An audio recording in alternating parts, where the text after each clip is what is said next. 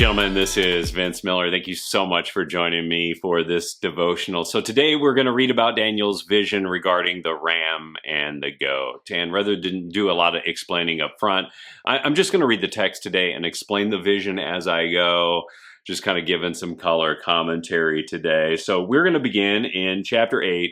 I'm going to begin in verse 3. It reads, I, Daniel, raised my eyes and saw, and behold, a ram. So this ram is going to represent the Medo-Persian Empire. It was standing on the bank of the canal, and it had two horns, Medes and Persians. And both horns were high, but one was higher than the other. That is obviously representing the Persian Empire, and the higher one, he says, came up last. I saw the ram charging. So the Medes and the Persians are charging over the earth, westward and northward and southward. No beast, so no empire, could stand before him, and there was no one who could rescue from his power. He did as he pleased and became great. So it became a great empire. As I was considering, behold, a male goat came from the west. So this goat is going to represent Greece. And Greece is from the Aegean area, like the Aegean Sea, and Aegean means goat. So it's depicting an area or a region. And it came from the west across the face of the whole earth. So he sees this goat coming across the earth, and it's moving so quickly, it's not touching the ground. So it's moving swiftly. And the goat had a conspicuous horn between his eyes. That's going to represent Alexander the Great. He came to the ram with the two horns, so that's the Medo-Persian Empire, which I had seen standing on the bank of the canal, and it ran at him in his powerful wrath. So basically, Greece is going to destroy the Medes and the Persians. So Alexander the Great will do that. I saw him come close to the ram, and he was enraged against him, and he struck the ram, and he broke his two horns. And the ram had no power to stand before him, so the Persians fall. But he cast him down to the ground, and he trampled on him. And there was no one who could rescue the ram from its power. The goat became exceedingly great, but when he was strong, the great horn was broken. In other words, Alexander the Great would fall, and instead of it, there came up these four conspicuous horns, or four other kings, toward the four winds of the heaven. So, you're probably wondering how I know all this color commentary here, how I know what these words and their interpretation means. And the answer is pretty simple.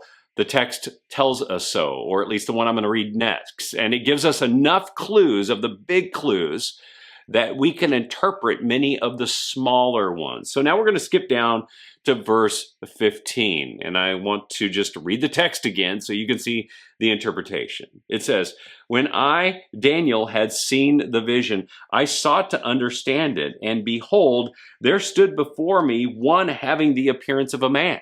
So one who looked like a man, probably an angelic being. And I heard a man's voice between the banks of the Uli, and it called, Gabriel, make this man understand the vision. So Gabriel, the angel Gabriel, is going to explain some things to him. So he came near to where I stood, and when he came, I was frightened and fell on my face, but he said to me, understand, O son of man, that the vision is for the time of the end. And when he had spoken to me, I fell into a deep sleep with my face to the ground, but he touched me and made me to stand up. He said, behold, I will make known to you what shall be at the latter end of the indignation. For it refers to the appointed time of the end. As for the ram that you saw with the two horns, these are the kings of Media and Persia, and the goat is the king of Greece, and the great horn between his eyes is the first king. So guys, Daniel received this vision in about 553 BC. And Alexander the Great conquered the Persian Empire in 334 BC. And the kings who followed Alexander the Great were these four people. Philip III Eruditus, who reigned from 323 to 317 BC. Alexander IV, who reigned from 323 to 310, Olympius, who reigned from 317 to 316, and Cassander, the last one, who reigned from 315 to 297 BC.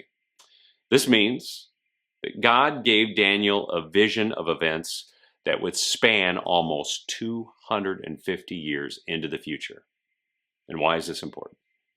It's important because it validates that God knows all things, including future events, and that he wants to make these events known to us, to strengthen our faith, and to give us present peace and a future hope. And yet, so many in our time want to dismiss the Bible as just another book so that they can actually dismiss God. But the Bible is not just another book, and God is not just any God. Consider everything just for a moment that was prophesied about Jesus hundreds of years before his birth.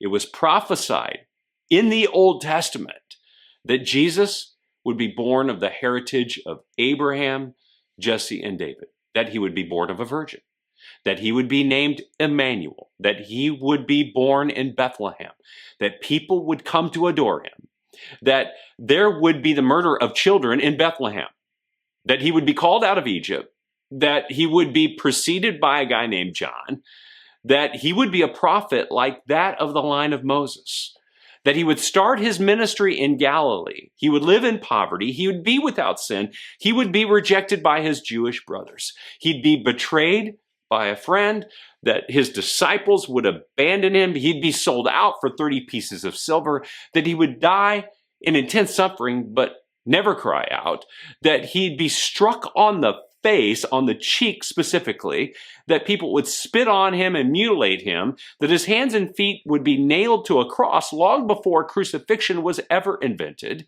He'd be forsaken by God. He would cry out, my God, why have you forsaken me?" He would be mocked. He would be offered vinegar on the cross. His garments would be torn. Lots would be cast for them. He would die, but not a bone of his body would be broken. He would be pierced on the side. He would be buried with the rich. His flesh would not see corruption. He would be raised from the dead, and he would sit again with God in heaven. I mean, guys, these are precise predictions. So precise, they're ridiculous. Because, I mean, think about it. We can't even predict who's going to be the next president in the next election. So maybe it's time for you to see the Bible and God a little differently today. Have confidence in the Word of God and put your faith in God. And remember, when you ain't got it all figured out, God does.